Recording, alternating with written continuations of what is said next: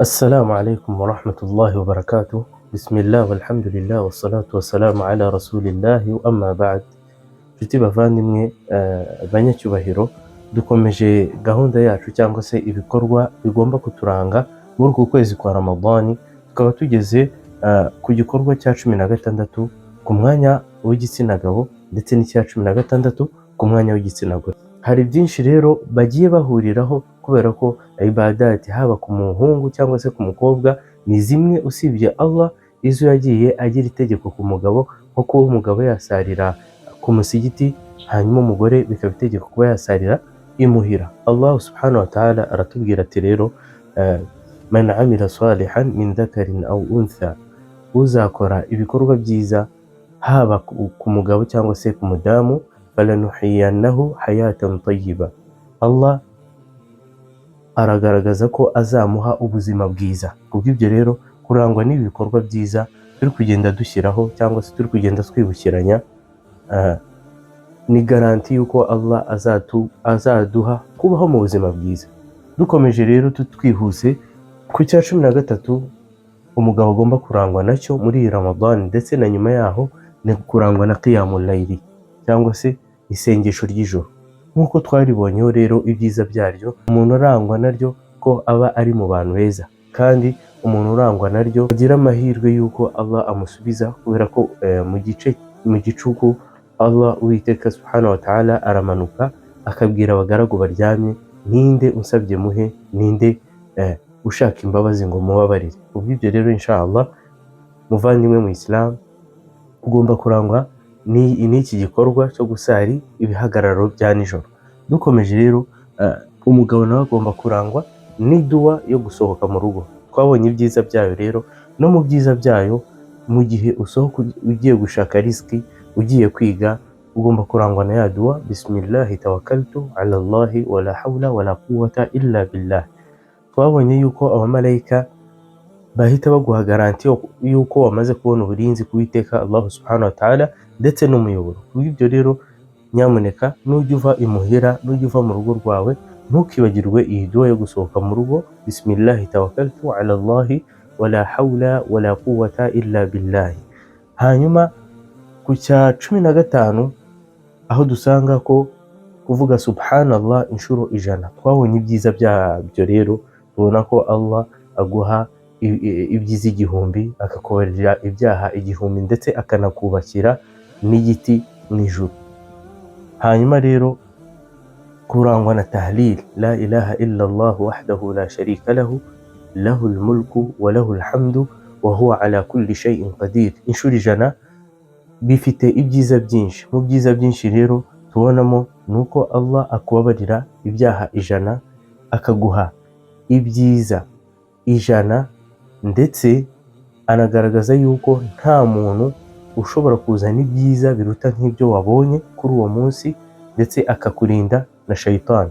Umuntu ushobora kuruta ibyiza ni wa wundi wavuze nk'ibyo wavuze ndetse akanarenzaho.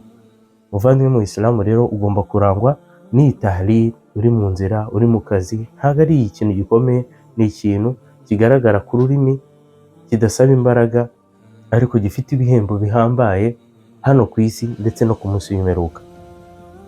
Dukomeje rero ku gice cy'abadamu cyangwa se bashiki bacu, murabona ko ku cya 13 hariho maw'idhatayn umuntu agiye kuryama. Maw'idhatayn cyangwa se suratu Ikhlas na Falaka, qul a'udhu birabbil falaq cyangwa se na qul huwallahu. Kurangwa n'aya masura abiri, qul huwallahu ahad, qul a'udhu birabbil falaq, ukanarenzaho na qul a'udhu birabbin nas ugiye kuryama. Ni byiza cyane ku mwemeramana ko yarangwa n'izi sura 3 ntoya muri Qur'ani, ziri n'ahantu hamwe. Buri Muislamu wese abazi kuzisoma inshuro 3, ndetse ukarangwa no gukora iki, no guha mu biganza byawe ukisiga umubiri wose, dore ko intumwa y'Imana yatubwiye ko uba wishyize mu burinzi bw'Uwiteka Allah subhanahu wa ta'ala. Bijye ku cya 14 rero, gukurikira adhan.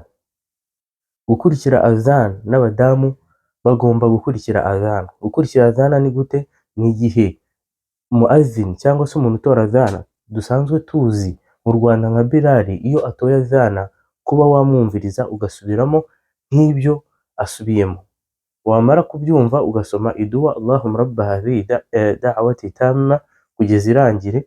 Intumwa y'Imana itwizeza yuko umuntu uzakora ibi bintu afite ubwishingizi bw'uko intumwa y'Imana ku munsi w'imperuka izamuvugira, izamukorera shafa'a. Dukomeje rero twihuse, ku cya 15, mushiki wanjye ugomba kurangwa no gusoma Qur'an, by'umwihariko ku kwezi ni ukwa Qur'an. Hari benshi muri bashiki bacu batinzwa no gutegurira ifitari abagabo babo, umuryango wabo, bakiryamira ntibasome Qur'an. Nyamara igisomo cya Qur'an, bamwe mu bamenyi batugaragariza yuko igikorwa cyiza ku manywa ya Ramadhan ari ukurangwa n'igisomo cya Qur'an.